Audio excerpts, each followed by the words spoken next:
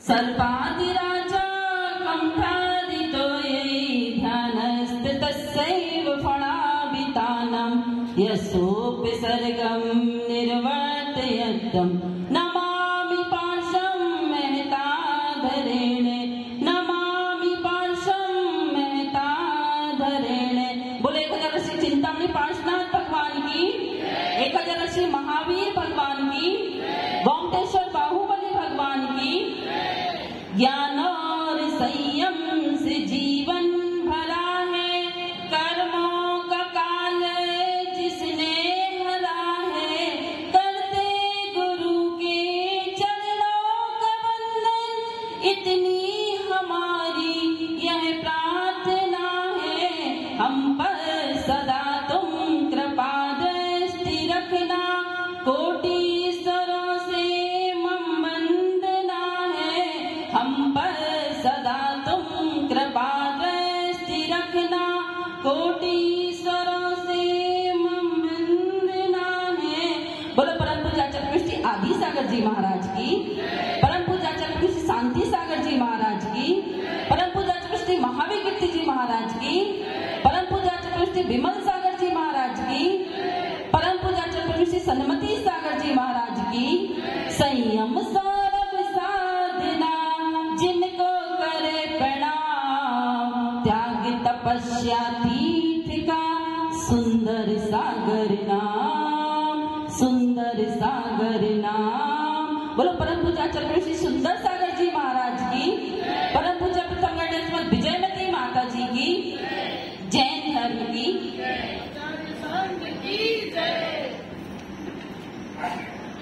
महानुभावों, आज क्या है कोई बताएगा? हमने पूजन क्यों की? क्या है आचार्य शांति सागर महाराज जी का आज क्या है? बोलो। हमें हमारे इतने दीर तपस्वी ज्ञानी ध्यानी गुरु का आज समाधि दिवस है। कौन सा माह? 68वां समाधि दिवस आचार्य शांति सागर महाराज जी का आज हम लोग यहाँ पर मनाने के लिए एकत्रित हुए हैं। किसी ने प्रश्न पूछा कि आचार्य महाराज तो स्वर्ग चले गए, फिर हम उनका समाधि दिवस क्यों मना रहे हैं? हम गुरुओं की जन्म जयंती दीक्षा दिवस क्यों मनाते हैं? तो ये संसारी जीव बहुत स्वार्थी है। हम गुरुओं की समाधि दिवस इसलिए मनाते हैं, इस भावना से मनाते हैं कि बंदे तदगुण लब्धे। हे गुरुदेव, जैसे गुण आपके अंदर थे, जैसी सहन शक्ति आपके अंदर थी, जैसे समाधि आपने की, इसी भावना से हम भी आपका आज समाधि दिवस मना रहे हैं। हम उनके गुणों की प्राप्ति के लिए, हम अपने स्वार्थ सिद्धि के लिए गुरुओं की पुण्यतिथि, जन्म जयंती, दीक्षा दिवस मनाते हैं। इसी श्रृंखला में आज आचार्य शांति सागर महाराज जी की पुण्यतिथि है, तो मैं कुछ टूटे-फूटे शब्दों में उनके बारे में बताने का प्रयास करूंगी। आचार्य शांति सागर जी का महाराज का जन्म भोजपुर ग्राम में के पास 4 मील दूर येरगुल ग्राम में आषाढ़ कृष्णा षष्टमी विक्रम संवत सन 1929 को बुधवार की रात्रि में हुआ था। आपका जन्म क्षत्रिय वंश में हुआ था तथा पिता का नाम भीमगौड़ा पाटिल था और माता का नाम सत्यवती था। जाति चतुर्थ थी और बचपन का नाम आपका सातगौड़ा पाटिल था और बचपन से ही बहुत निडर, पराक्रमी, धीर-वीर थे।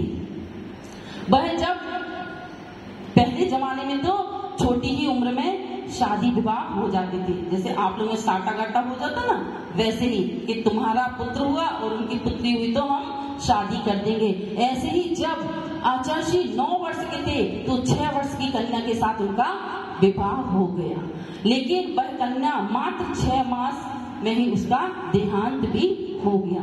तो इस तरह तो वो बाल ब्रह्मचारी ही थे। जब वह बड़े हुए और खेत में खेती करने के लिए गए तो एक बार एक बैल बीमार हो गया, तो उनके अंदर इतनी दया थी कि उस बैल को हटाकर होकर वो खुद उस बैल की जगह पे हल चलाने लगे और खेत में पूरे दिन उन्होंने काम किया, मेहनत की। जब और बड़े हो गए, करीब 32 वर्ष की, एक दृष्टांत याद आता है कि वह संवेद शिखर जी की यात्रा करने के लिए गए तो रास्ते में एक बुढ़िया बैठी हुई थी। वह अश्रु बहा रही थी, दुखित हो रही थी। तो आचार्य ने उससे पूछा कि तुम दुखी क्यों हो? तो वह बहुत थक गई थी, वह यात्रा करने में असमर्थ थी। तो उन्होंने अपने कंधे पर उसको बिठाकर पूरी संवेद शिखर जी की यात्रा पैदल करा दी।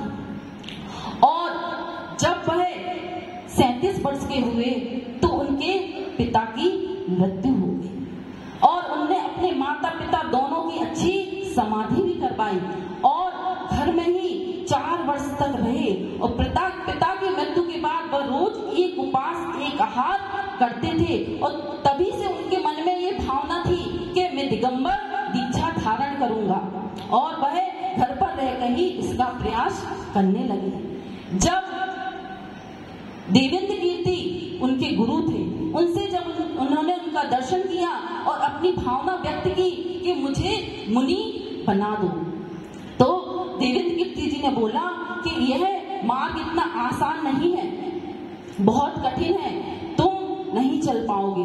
तो उन्होंने कहा नहीं, मेरे अंदर गुरुओं का आशीर्वाद है, जिन भक्ति है, मैं बहुत अच्छे से इस पथ का पालन करूंगा।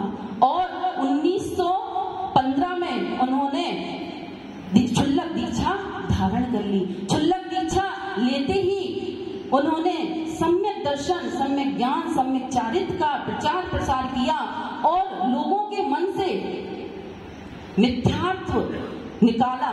लोगों जो द्रव्य मिथ्यात्व की पूजा करते थे, गाड़ी भर भर के उन्होंने देवी देवताओं को पानी में प्रभावित कर दिया।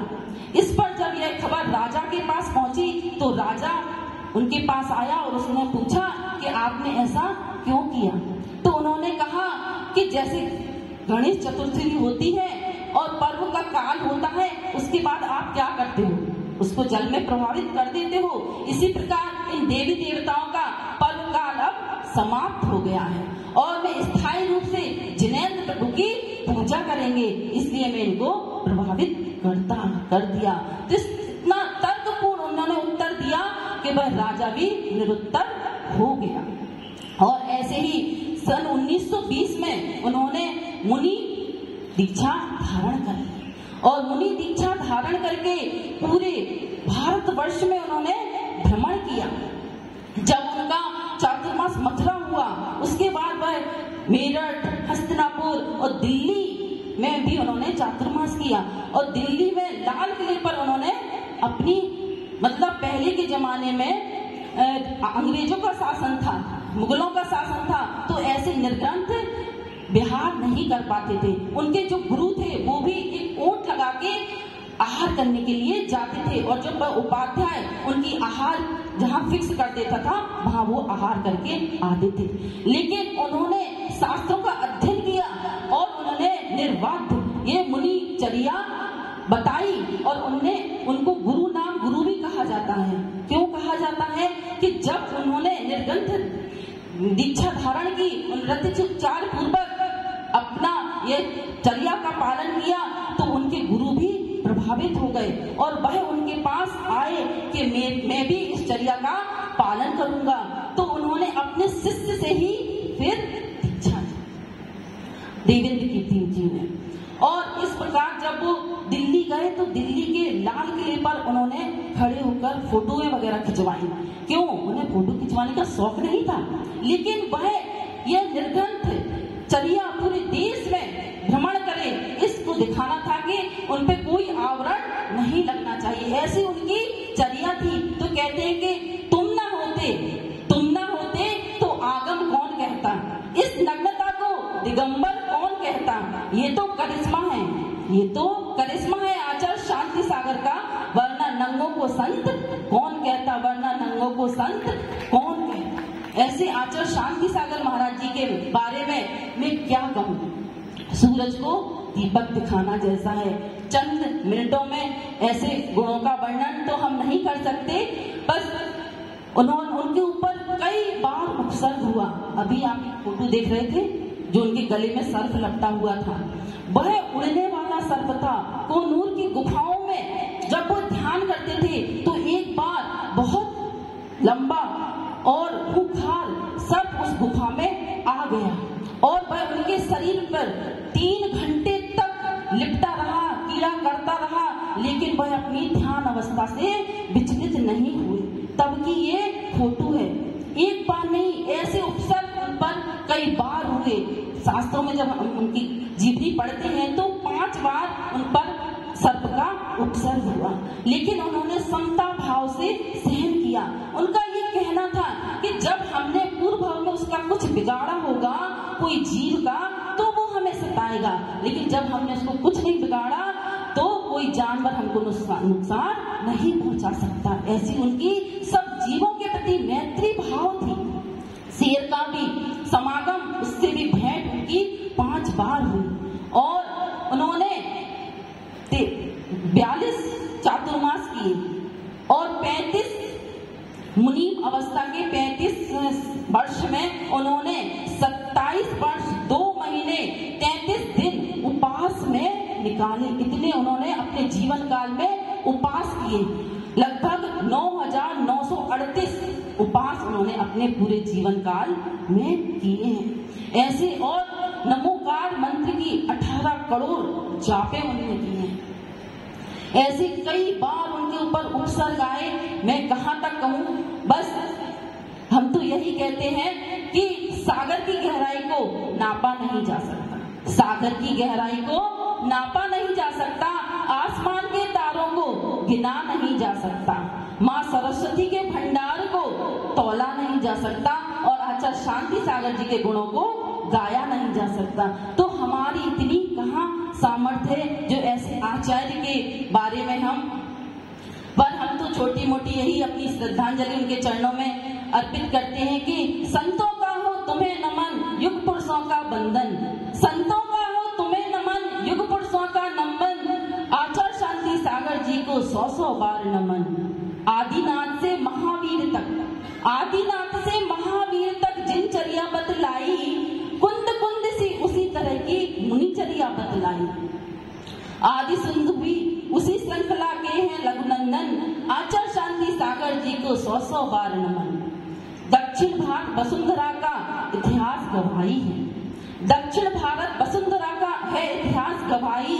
भोजग्राम माँ सत्यवती का पुत्र बना मुक्ति पथ का राही, कुशल बने आचार्य प्रमुख तुम्हें है बंधन, 100 बार नमन। आचार्य शांति सागर जी को 100 बार नमन।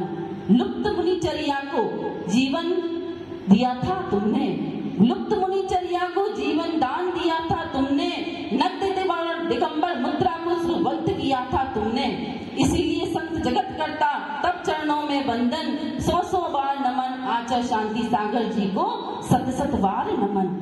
बस मैं तो आचार्य जी के चरणों में यही अपनी श्रद्धांजलि विनयांजलि चरणों में अर्पित करती हूँ। आचार्य भक्ति शुद्ध भक्ति सिद्ध भक्ति सहित कि जैसी आपने कठिन तपस्या करी, अपनी समाधि सिद्ध करी, 36 दिन की समाधि यम संलेखना उन्होंने ली थी और फिर बहुत आज प्रातः काल के दिन में ही उन्होंने इस देह का परित्याग कर दिया था।